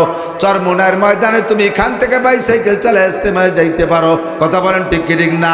এখন কঠিন শীতের রাত্রে, শেষ রাত্রে ওইটা ও যুবা গোসল যা প্রয়োজন তুমি সেইরা দাঁড়িয়ে দাঁড়িয়ে শীতের রাত্রে তাহাজ্জুদের নামাজ পড়তে পারো। তোমার মেশিনটা বড় সুন্দর, কাজেই তোমার কাছে আল্লাহ পাকের অনেক দাবি। আল্লাহর নবী বলেন ইকতানিম খামসান, ও যুবক বুড়ো হয়ে গেলে এগুলো পারবি না। বার্ধক্য কেরই পছন্দ হয় না, বুড়ো কেউ হতেই চায় না। বার্ধক্য শুরু হয়েছে একটা দাড়ি যখন পাকছে, আয়না দেখে যাকে একটা দাড়ি পাকছে, আয়না ধরে দাড়িটারে ভাইছে খোট্টান দিয়ে উঠে বেলায় দিছে। পাকা দাড়ি বার্ধক্যের লক্ষণ, বুড়ো মোটে হবই না, পাকা দাড়ি উঠে বেলায় দিছে। মাথায় 8টা-10টা চুল পাইকে গেছে, ছোট মেয়েরে পাঠায় দিছে, মা যায় চুল কয়টা উঠে দে, আমি বুড়ো হব না। বুড়ো কেউ হইতে চায় না, কিন্তু বুড়ো হওয়া লাগে। বুড়ো হয়ে গেলে পারবি না আমার সোনা যুবক, এক্ষুনি পারবি। বুড়ো হয়ে গেলে এক ওয়াক্তের 3 প্রকারের নামাজ পড়তে 3 বার ওযু করা লাগে। হ্যাঁ, ওযু বানাইয়া যে সুন্নত 4 রাকাত পড়ার সাথে সাথে তলপেট চিড়ে ধরে বার হয়ে যাচ্ছে। কাকা যান কোন জায়গা? কয় পেশাব আইছে। বাইরে যে পেশাব করে ওযু বানাইছে, আবার জোরে ফরজ 4 রাকাত পড়ছে, আবার চুমো খেয়ে বেরোয় যাচ্ছে। থা গেল না, কি হয়েছে কাকা? কয় যে আবারও পেশাব আইছে। বাইরে যে পেশাব করে ওযু বানাইছে, আবার শেষের 2 রাকাত পড়া লাগে। বুড়ো হয়ে গেলে এক ওয়াক্তের 3 প্রকারের নামাজ পড়তে 3 বার ওযু করা লাগে। আর আল্লাহ তোমারে সুন্দর একটা দেহ দিয়েছে। এই যৌবনকালে তুমি সকাল 9টায় গোসল করে ওযু বানাইবা, ইচ্ছা করলে ঈশার নামাজ পড়ে শুইতে পারো। কথা বলেন ঠিক কি ঠিক না? কাজে ওই বুড়ো মেশিনের কাছে থেকে আল্লাহ তা আশা করে না, তোমার ইয়াং মেশিনের কাছ থেকে যা আশা করে। এই যৌবনকালটারে কাজে লাগা, এখনই নামাজ শুরু করে দাও। খেলাধুলা তুমি করো, তোমার খেলাধুলা থেকে তোমারে ফিরতে বলছি না, তুমি খেলাধুলা করো, টাইম হলে নামাজ পড়ো। তোমরা পাকিস্তানি প্লেয়ারদের ক্রিকেট খেলা দেখছো, পাকিস্তানি প্লেয়ারদের ফুটবল খেলা দেখছো, আজান হওয়ার সঙ্গে সঙ্গে ওই বইটে মোটে সব পেলাইতে মসজিদে যায় কি যায় না? মাঠের কোনায় দাঁড়ায় নামাজ পড়ে। আরে তারা পারে, তুমি কেন পারবা না? তোমার বিশ্ববিদ্যালয়ে কত ছেলে ওক্ত হইলে নামাজ পড়ে, তুমি বিশ্ববিদ্যালয় পড়ে কেন পারবা না? তোমার কলেজে পড়া বহু ছেলে নামাজ পড়ে, তুমি যুবক কেন পারবা না? এটা মাত্র জাস্ট ইচ্ছার উপরে। কাজেই তুমি সাবাবাকা কাবলা হারামিক, বার্ধক্য আসার আগে যৌবনকালকে কাজে লাগাও। বুড়ো হয়ে গেলেন ব্রেনে ধরে না। আমি 2013 সালে 20 জনের একটা জামাত নিয়ে গেছি কিশোরগঞ্জ পাকুন্দিয়া থানায় তবলিগ। আমরা 3 জন ছিলাম আলেম, আর 12 জন ছিল যুবক, বাকি 5 জন ছিল তারা পাবলিক বুড়ো। এই যে 12 জন যুবক স্কুল কলেজের ছাত্র, এরা আলিফ কিছুই জানতো না। ইংরেজিতে তো সব ভালো পারদর্শী, দুনিয়ার সব বিদ্যা পারে, আরবি পারে না। আমরা বললাম যে তোমাদেরকে কোরআন শরীফ পড়া শিখাবো, তোমরা কি রাজি? ওরা কয় হুজুর তাহলে তাই হোক, ফাজাইলে আমালা তবলিগি নিসাব থাক। এই খবর কইছি। এখন আমির সাহেব আবার কোরআন শরীফ পড়ার পক্ষে না, কারণ উনার যা আছে ধরা পড়ে যাবে না। সে আমির সাহেব যে কোরআন শরীফ পড়তে পারে না, যদি এখন পড়াতে বসি তাহলে ধরা খেয়ে যাবে না। এই যে আমির সাহেব না, তবলিগের মধ্যে কোরআন পড়াপড়ি নাই, তবলিগের মধ্যে কোরআন পড়াপড়ি না, খালি ভাজাইলে আমালা তবলিগি নিসাব আছে। আমাকে নোটাক বা টুসকুত কথা মতো কবি নেবো। যেই তবলিগে কোরআন পড়া নাই, ওইটা করে তবলিগ হতে পারে? জোরে বলেন পারে? সম্পূর্ণ ধোঁকার তবলিগ। কিয়ামতের ময়দানে একবারও আল্লাহ জিজ্ঞেস করবে না ফাজাইলে আমারা তবলিগে নিসাব পড়ছিস কিনা, কিন্তু কিয়ামতে নামাজ জিজ্ঞাসা হবে। আর নামাজ ভাঙ্গার কারণ 19টে, তার ভিতরে 1 নম্বর নামাজে কিরাত অশুদ্ধ পড়া। ঠিক কি ঠিক না? কাজেই কোরআন জিজ্ঞাসা হবে, তোর ফাজাইলে আমার তবলিগে নিসাব জীবনে জিজ্ঞাসা হবে না। আমি অবজ্ঞা করছি না, ওটা পড়বেন ফাও টাইমে, পারলি পড়বেন। অথচ তবলিগের ভিতরে 2.5-3 ঘন্টা ফাজাইলে আমার তবলিগে নিসাব, আর কোরআন সুরো মস্ক করার জন্য 10 মিনিট। দেখি যে কয় মূর্খ বসে বসে মস্ক করতেছে, তা শুনে আসতে আসতে গড়ে যাই।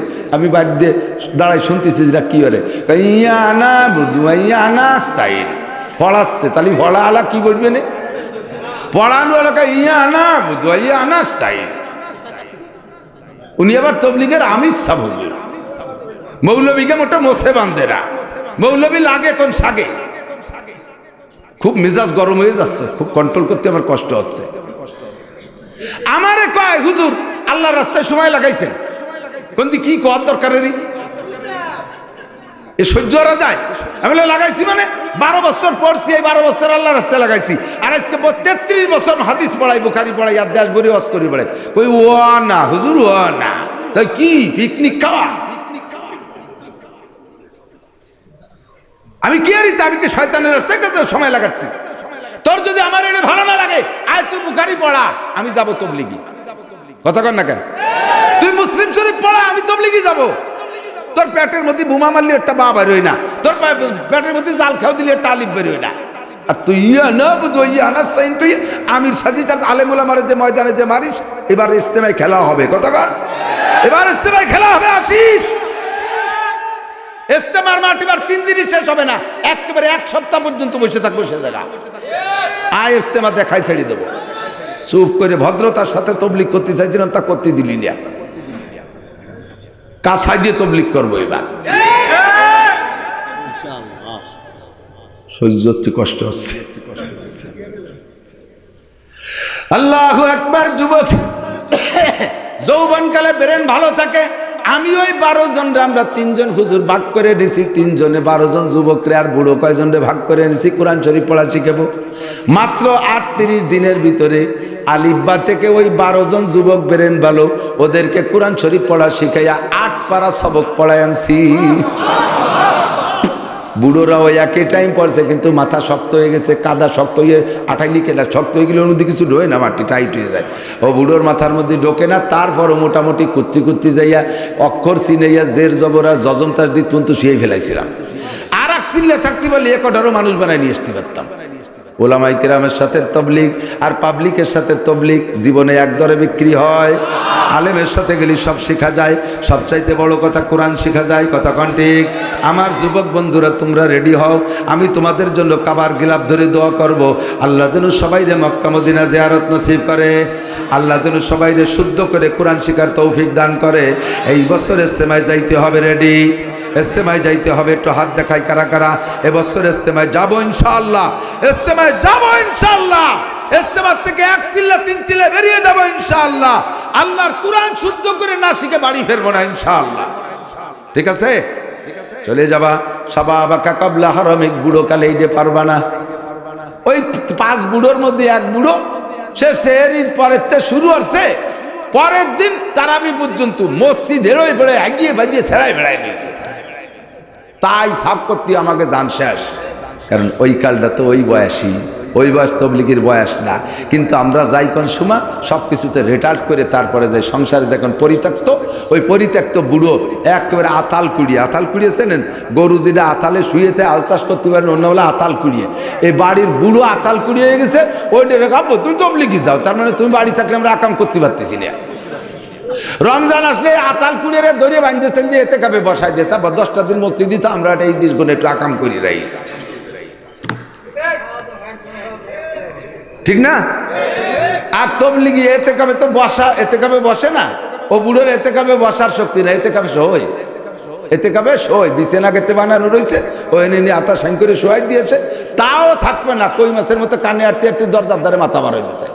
পোলাপান বাদ দিয়ে খেলাধুলা, নান্টু দুটিয়া বিড়ি দিয়ে যা, উনি এতে কাবে বইছে, এতে কাবে শুইছে।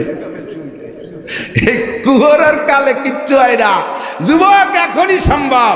এবছর ইস্তেমায়ও যাব, টঙ্গী কি বলা হয় চরমুনায় যাব ইনশাআল্লাহ, ঠিক আছে না? আমাদের ইস্তেমা আমাদের চরমুনার মধ্যে কোনো ভাগাভাগি নাই, আমরা সকলে সম্মিলিত উভয় দল, আমরা একসাথে উভয় দল না, আমাদের কাজের শাখা ভাগ, একই কাজ শাখা ভাগ, একই কাজ। এখানে চরমুনার ময়দানে এক কায়দায় করি, ইস্তেমার ময়দানে আর এক কায়দায় করি, কাজের শাখা ভাগ, ঠিক কিনা? শাবাবাকা কাবলা হারামিক, যৌবন কালরে কাজে লাগাও বার্ধক্য আসার আগে। 1 নম্বর তা হলে তুমি ফেরদাউসি নুজুলা, জান্নাতুল ফেরদাউসের ভিতরে মেহমানদারি খাইবা, বলেন না সুবহানাল্লাহ। সেহাতাকা কাবলা সুকুমিক, সময় কম কামাই বেশি, অল্পের মধ্যে বেশি চাবানো যাবে না, খেয়াল করেন। 2 নম্বর তোমার যৌবন কালের পরে কাজ হলো সেহাতাকা কাবলা সুকুমিক। যারা এখন আসি হালাতে বর্তমানে আপনারা শারীরিকভাবে কেমন আছেন? বলেন না কেমন আছেন? গ্যাস্ট্রিক আছে, গ্যাস্ট্রিক আছে, আপনার চাইতে মারাত্মক গ্যাসের রোগী আরও আছে, তার চেয়ে আপনি ভালো আছেন। ডায়াবেটিস আছে আপনার চাইতে মারাত্মক ডায়াবেটিস আলা জীবনের শেষ নিঃশ্বাসের অপেক্ষা আছে, তার চাইতে আপনি ডায়াবেটিস নিয়ে ভালো আছেন, কতক্ষণ ঠিক কিনা? আপনার স্ট্রোক আছে, আর একজন স্ট্রোকওয়ালা মরার অপেক্ষা আছে, তার চেয়ে আপনি স্ট্রোকের রোগী ভালো আছেন। এমন করে আমরা এখানে যারা আছি ভালো আছি। আল্লাহ নবী কয় সেহাতাকা কাবলা সুকুমিক, রোগ আসার আগে সুস্থতার টাইমটারে কাজে লাগাও। অসুস্থ হইলে কিচ্ছু করা যায় না, অসুস্থ হইলে নামাজ ভালো লাগে না, অসুস্থ হইলে রোজা ভালো রাখা যায় না, অসুস্থ হইলে হজ করা যায় না, অসুস্থ হইলে জিকির ভালো লাগে না, অসুস্থ হইলে কিচ্ছু ভালো লাগে না। তন্দুরস্তি গর্না বাসাদ শিরে শক্রে জাহরে হাত, তন্দুরস্তি গর্না বাসাদ শিরে শক্রে জাহরে হাত, মাহবুবা গার খুশনা বাসাদ বিস্তারে গুলকার হাত। শরীর যদি খারাপ থাকে দুধ চিনিও বিষের মতো লাগে, শরীর যদি অসুস্থ হয় দুধ চিনিও বিষের মতো লাগে। আরে ওই সময় নামাজ কালাম কিচ্ছু ভালো লাগে না। কাজেই যা করবো ইবাদত সব সুস্থ থাকতে এখনই নামাজ পড়ে নাও, এখনই নামাজের প্রতিজ্ঞা করো। আমার 10টা যুবক লাগবে, বেশি চাই না, 10টা যুবক লাগবে যারা নামাজ পড়ে না, লজ্জা শরমের কিছু নাই, নিয়মিত পড়ো না যুবক বন্ধু, আমি তোমার জন্য রাত্রে খাসভাবে দোয়া করব। আল্লাহ যদি আমারে মক্কায় নেয়, আমি হেরে বেজে তোমার জন্য দোয়া করব। বেনামাজি যারা আছে এমন 10টা যুবক প্রতিজ্ঞা করে একটু হাত দেখাও, আজকে থেকে জীবনে কোনোদিন ইচ্ছাকৃতভাবে নামাজ ছাড়বো না। এমন 10টা যুবক দেখাও, এমন 10টা যুবক দেখাও, জীবনে কোনোদিন নামাজ ছাড়বো না। এ তো নামাজি কয়জন হাত জাগাচ্ছে, বেনামাজিকে দেখতে চাচ্ছি। যারা নামাজ পড়ে না এরকম কয়জন একটু হাত জাগাইতে পারবে, জীবনে কোনোদিন নামাজ ছাড়বে? হ্যাঁ পাইছি, পিছনে আছে, আলহামদুলিল্লাহ, ধন্যবাদ। আল্লাহ হায়াত দারাজ করুক, আল্লাহ সুস্থতার সাথে হায়াত দিক, আল্লাহ মক্কা মদিনা জিয়ারত নসিব করে, বলেন আমিন। একটু দাঁড়ান তো আপনারা, এই কয়জন একটু দাঁড়াবেন, লজ্জার কিছুই না, খাস দোয়া হবে আপনার জন্য। যে কয়জন জাগাইছেন প্রতিজ্ঞা করে, যার জীবনে কোনোদিন নামাজ ছাড়বো না, জীবনে কোনোদিন নামাজ ছাড়বো না, জীবনে আল্লাহ আল্লাহ এই কয়জনে তোমার অলি বানায় নাও, বলেন না আমিন। আল্লাহ বিশ্ব ভ্রমণকারী তবলিগের সাথী বানায় নাও। আল্লাহ এদেরকে জীবনে বারবার মক্কা দেখার তৌফিক দান করো, কর্মজীবন উজ্জ্বল করে দাও, শিক্ষা জীবনে উন্নতি করার তৌফিক দাও। আল্লাহ ভালো রেজাল্ট করে, ভালো লেখাপড়া করে বড় অফিসার তাদেরকে বানাই দিও। আল্লাহ দিনের পর চলা আসান করে দাও। আল্লাহ তোমাদেরকে কবুল করুক, বসো আমিন। মাশাআল্লাহ মাহফিল কবুল হয়ে গেছে। সে হাতাকা কবলা সুকুমি, সুস্থতারে কাজে লাগাবেন অসুস্থতার আসার আগে। 3 নম্বরে গেনা কা কবলা ফকরিক, এখন যে হালাতে আছি অর্থনৈতিকভাবে একটু বলেন, যে হালাতে আছেন কেমন আছেন বলবেন না, বলেন। 2 গোষ্ঠী শকর আদায় করে না, আমরা করতে পারবো ইনশাআল্লাহ। জীবনে আমি 2 গোষ্ঠীর শকর পাই নাই। এক হলো ব্যবসায়ীরা, ব্যবসায়ীকে কাছে জিজ্ঞেস করবো, ভাইজান মাদ্রাসার কিছু চাই, বা অত জিজ্ঞেস করি কেমন চলতেছে, না ব্যবসা নাই, ব্যবসা নাই, হাসিনা চলে যাইয়ে সব শেষ হয়ে গেছে, খালেদা মরিয়ে যাইয়ে সব শেষ হয়ে গেছে, এরশাদ মারার সাথে দুনিয়া সাথে নিয়ে চলে গেছে, ব্যবসা নাই। ব্যবসা নাই তো জীবন ভরে কইস ব্যবসা নাই, তো 1 লাখ টাকার পুঁজি নিয়ে বসলি, এখন দিয়ে 1 কোটি টাকার মালিক হয়েছি, ব্যবসা না থাকলে টা আসে কই দিয়ে, অথচ জীবন ভরিয়া নাশকর না, ব্যবসা নাই, তার মানে তোমাকে দেওয়া যাবে না। আর হলো প্রত্যেক মাহফিলালারা নাশকর করে, হুজুর এবার কালেকশন নাই, কিছু দিতে পারলাম না, এখন ভিজে গামছা ফিটি মালিশ করে বিদায় দিয়ে দেয়। প্রত্যেক মাহফিলালারা নাশকর করে। আমার মাহফিলে এবার যা হয়েছে আশ্চর্য হবেন, গোপালগঞ্জ এক বক্তা উঠেই শুরু, মানে বয়ান করছে সুন্দর, শেষ দিক যাইয়ে এমন শুরু করে দিতেছে, আল্লাহ আকবার। আমরা 5 তারিখে দেশ শাসন করছি গোপালগঞ্জে বসে, যারা আর্মির গাড়ি ফুড়াই দিয়ে আর্মির অস্ত্র কেড়ে নিয়ে গেছে, সামনে বসে একজন বাংলায় করছে, তাহলে কি আমরা 71 কি এই ছিড়ছি? এই লাগি গেল তুমুল লাগা, কালেকশন হবে কয়েক লাখ, একটা টাকাও হলো না। আমি একজন বক্তাকে বুঝতে দেই নেই, কেউকে বুঝতে দেই নেই, নিজে পকেটে 5 লক্ষ টাকা নিয়ে বসে রয়েছি, সব কমপ্লিট করবো, কেউ জানতে দেবো না যে আমার এই ক্ষতি হয়ে গেছে, সব করব, বলতে না শকর করবো না। আল্লাহ তাআলা বাঁচায় রাখছে, সুস্থ রাখছে, ভালো রাখছে, আল্লাহই দিচ্ছে, আমার না শকরের কি আছে? দেশের মানুষ না দিলে আমি এভাবে চলবো কি করে? আল্লাহ পাক মানুষকে দিয়ে আইছে, আমার একবার একটু অসুবিধা হতেই পারে, আর কোনোদিন না এবার মাহফিলি 5 লাখ টাকা লস, এই কথা কেন কইতে যাবেন? শকর আদায় করবেন আলহামদুলিল্লাহ। প্রত্যেক বক্তাকে 45-50 করে আমার নিজের টাকা দিয়ে দিছি, 2.5 লক্ষ টাকা শুধু বক্তাকে হাদিয়া আমার টাকা দিয়ে দিছি, আর সব বক্তার খানা আমার বাড়ি খাইছি 1.5 লাখ টাকা বাজার করে, সেটা আলাদা জিনিস, না শকর করবো না। আল্লাহ তাআলা বর্তমানে অর্থনৈতিক আপনাদের কেমন রাখছে? মনের থেকে বললে না, না সুর ভালো না, খুশির শুকর আর বেজাইরে শুকর বোঝা যায়। 10 প্রকার ভালো খাইয়ে আলহামদুলিল্লাহ, আল্লাহ একদম যেন সারা বছর চলে, এটাও আলহামদুলিল্লাহ। আর খাইতে মনে চাচ্ছে, অনেক পাইছেন সামান্য, আলহামদুলিল্লাহ, যা খাইছে ভালো খাইছে, না খালি খেতাম আলহামদুলিল্লাহ, এবারও কিন্তু সুর ভালো না। সবাই অর্থনৈতিকভাবে কেমন আছেন? আলহামদুলিল্লাহ। আরে কিসেন বেঁচে খায়? কামলা দিয়ে খায়, তবুও তো কামলা দেওয়ার শক্তি আল্লাহ দিয়ে রাখছে। ভ্যান চালায় 500 টাকা কামাই করে, আমার শিল্পপতি, কোটিপতি, রাষ্ট্রপতি, ভগ্নিপতি হওয়ার দরকার নাই, আমার এই কিসেন বেচা, কামলা দেওয়া, ভ্যান চালানে লাইনটা খোলা থাকলেই বেঁচে থাকতে পারি, এতেই আমি আলহামদুলিল্লাহ, ঠিক না? ফকির একটা শুয়ে শুয়ে ভিক্ষা করতেছে, মাথার কাছে ভাঙ্গা থাল, আর একটা খোলা ফকির আইটে এটে ভিক্ষা করতেছে। এই আটা ফকির ব্যাগের থেকে 5 টাকা বেরোইয়ে শোয়া ফকির থালের মধ্যে দিচ্ছে, সাংবাদিকরা দিয়ে কয় তুইও ফকির, ও ফকির, ফকিরে ফকিরে ভিক্ষে দেয় নাকি? তো ওই আটা ফকির বলতেছে আমার ভাই শুয়ে থাকে, হাঁটতে পারে না, দাঁড়ে দাঁড়ে যাইতে পারে না। আল্লাহ পাক আমারে তার চেয়ে ভালো রাখছে, আমি তো কেউ না দিলে তার পিছনে কিছুক্ষণ খোড়াই খোড়াই হলেও দাবলাতে পারি, 12 জায়গা ঘুরিয়ে কামাই হলি। ওরে যে কাজতে ফকির দেখলি কেউ দাঁড়ে আসে না, দেওয়ার প্লেটের মধ্যে পয়সা নাই। তাই আমি চিন্তা করলাম যে আমি তো তার চেয়ে ভালো আছি, আমার ভিক্ষার একটা জাকাত আছে, সেই জাকাতের থেকে 5 টাকা দিয়ে দিলাম। दाराओ सिकंदर से वो मर्दे फकीर औला जिसकी फकीरी में बुया सादुल्लाह है। হাজার হাজার রাজা বাচ্চা কোটিপতি শিল্পপতি কৃপণ যারা, তাদের চাইতে আল্লাহর কাছে এই ফকিরের দাম কোটি কোটি গুণ বেশি, ঠিক কি না? আপনার যা আছে তা নিয়ে নেমে পড়েন, পরে বড় লোক হলে আল্লাহরে বস্তা ভরে দেবেন। তুমি বড় লোক হবা কিনা তা ঠিক আছে, অমা তাদরি মা যা তাকছে বুকদা, একটু পরে তুমি কি ইনকাম করবা জানো? তুমি 5 খান গাড়ি ভাটাইতেছো ঢাকা, এই টিভি যা আসবে সব মাদ্রাসায় দিয়ে দেবো। 5 খানি যাইয়ে পদ্মা সেতু পার হইয়ে খালেন ভিতরে নেমে চলে গেছে, একটা হাওয়া আসে না, আরো 5 খানের 60 লাখ টাকা লাগবে। তুমি দিবা কোন যায়? যা আছে এখন দাও, যা আছে মালি জাকাত, মালি ইবাদত এখন করো, বড় লোক অপেক্ষা করার দরকার নাই। একজন রাস্তায় যে হাঁটতেছে, পয়সা নাই কাছে, হাঁটতে হাঁটতে ক্লান্ত হয়ে গেছে, আল্লাহ যদি 5 টাকা দিতে একটু ভ্যানে যেতাম। কইতে কইতে দেয় যে রাস্তার ভাষা একটা কয়েন চিকচিক করতেছে, খুশিতে বাগ বাগ। তুমি এত তাড়াতাড়ি দোয়া কবুল হবে তা তো বুঝতে পারিনি। 5 টাকায় যে ভ্যানে কদ্দূর গেছে, এখন বসছে যে আল্লাহরে কইলেই তো দেয়, কত তো আরো রয়ে গেছে 30 কিলো। এখন কাছে আল্লাহ যদি আমার 100 টাকা দিতে তাহলে তোমারে 5 টাকা দিতাম। আল্লাহ ওরে 100 টাকা দিলেও আল্লাহ 5 টাকা একটু আগে দেয় যে কয়টা টাকা পেলানো, গুনিয়ে দেয় যে 95টা।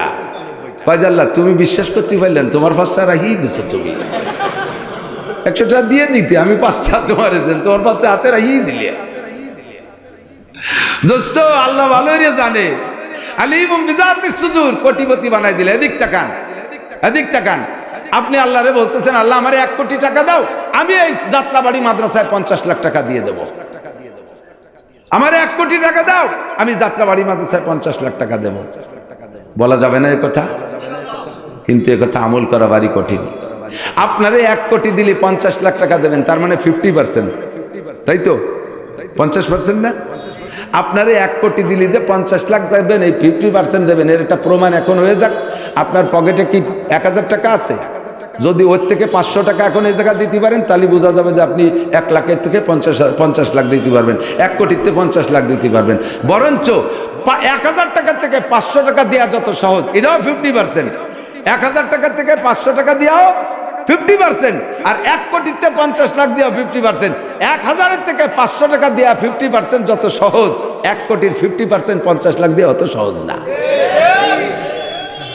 তুমি যে আমার লোভ দিচ্ছ যে আল্লাহ আমার 1 কোটি টাকা দাও, তোমার 50 লাখ দিবানি, আল্লাহ কা তোর পকেটে 1000 টাকা থাকলে হইতে 500 টাকা দে, তাহলে বুঝবো যে তুই পারবি। আছে আছে 1000 আছে।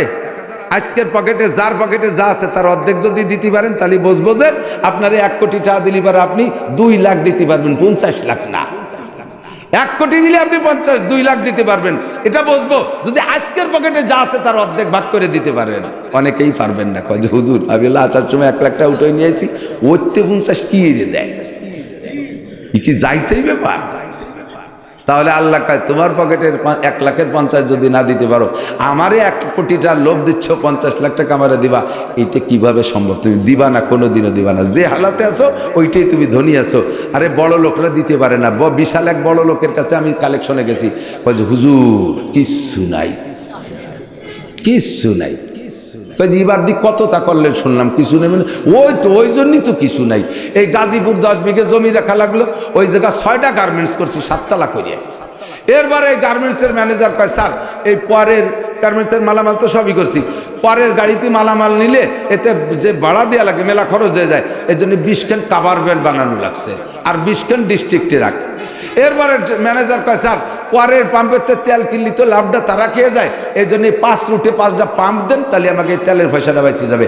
এই পাম্প 5টা বানাতে যাইয়ে সর্বনাশ করছে। ছেলে মেয়ে কয় যে সবার গাড়ি আছে রাস্তায়, আমাকে কোনো পরিবহন নাই। এই জায়গা 50 খান গাড়ি নামাতে যাইয়ে কিচ্ছু নাই, মরিয়ে গেছে। প্রায় জানাজা কাফনের কাপড় কেনার পয়সাও নাই। মানে এমন ভাবে মুখ চাইছি করছে। আমি বললাম যে তাহলে আপনার 10 টাকা দেবো চা খাইতে, সেটা আপনার ব্যাপার। তার মানে রাজি, 10 টাকা নীতি রাজি। তোর মতো বড় লোকের চাইতে ওই ফকির ভালো, কতক্ষণ যে ফকির পকেটের থেকে 5 টাকা বের করে ছোয়া ফকির দিয়ে দিয়েছে।